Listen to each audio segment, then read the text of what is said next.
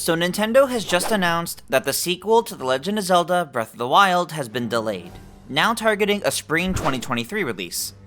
It's unfortunate, but it is important for them to take their time making this game as great as it can be. It's not all bad news though, because this announcement actually came with a new look at the game in a brand new clip, and it seems like a pretty significant one. Starting off, we have Link looking back towards the screen. And this is the ancient Link that everyone has been talking about for the last year. And his hair is down, he's in those ancient robes. It's pretty clear this is indeed Link. He's standing in front of some sort of bright yellow light, and the Master Sword is giving off its iconic bluish glow. Notably, Link's right hand is also glowing yellow. It's kinda similar to when the Triforce shows up on his hand in some of the other games. But we can see that his damaged arm brace thing has a symbol on the back of the hand where it's glowing. It doesn't appear to be the Triforce. In fact, it's glowing the same way it does when he uses the new stasis rune in the previous trailer. And if we zoom in super far on that, we can even see a symbol appear on the same spot back then too. So what does this mean?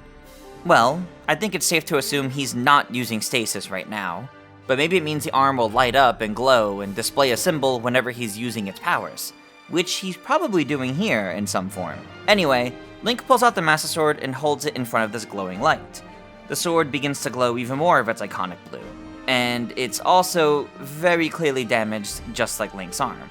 The question is, what damaged them? Maybe Ganon's malice? Whatever did this to the Master Sword was so strong that it didn't just destroy the sword, it left it looking corrupted. It looks old and mangled and rusted in some areas, and almost like the corpses themselves. I mean, the Master Sword had some wear and tear in Breath of the Wild, with some rust and chips, but wow, poor Fi. Anyway, this is very clearly significant. In fact, I wouldn't be surprised if this damaged Master Sword is in the final logo, but obviously we don't know that for sure.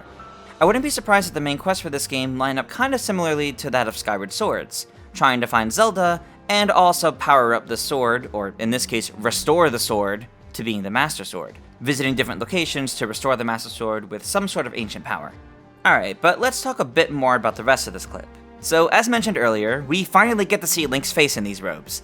And, as expected, yes, it is indeed Link. This is not some other version, and he looks exactly the same, still has his earrings. This is indeed just Link in a different outfit. Speaking of the robes, though, we can see on the front, this green part kind of breaks into small triangles, like Triforces. It's a nice design, and it likely hints to a greater significance behind this outfit. As for the setting and location, notably, we can see he's standing on some sort of ruins that are pretty high up, as just before the first part of this clip cuts away, there's clouds up ahead. So this is either on a tall mountain, or more than likely, up in the sky. It sort of reminds me of standing atop a divine beast, but the stone architecture doesn't really match up.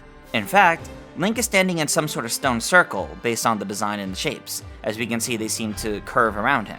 There's also these markings carved into the stone all around him, both ahead and behind him. In fact, they bear a striking resemblance to the markings from the first trailer for the game, made out of this weird spiritual kind of energy. But what does this mean? Maybe the power that had Ganondorf sealed is related to the power that Link needs to save the Master Sword? It would make sense, given that it seems that's the power used to give him this arm brace and powers with his arm that he has. So, it all being related wouldn't be too surprising, honestly. Anyway, with that, that'll wrap up this mini-analysis on this new look at Breath of the Wild 2. Despite the delay pushing the game to spring 2023, I'm still really excited for it, and I'm happy we had a new scene to look at today. But what do you guys think? Did you spot something we missed? Let us know down in the comments below, and be sure to subscribe to GameXplain for plenty more on The Legend of Zelda. Check out the videos on the right for more content you might be interested in.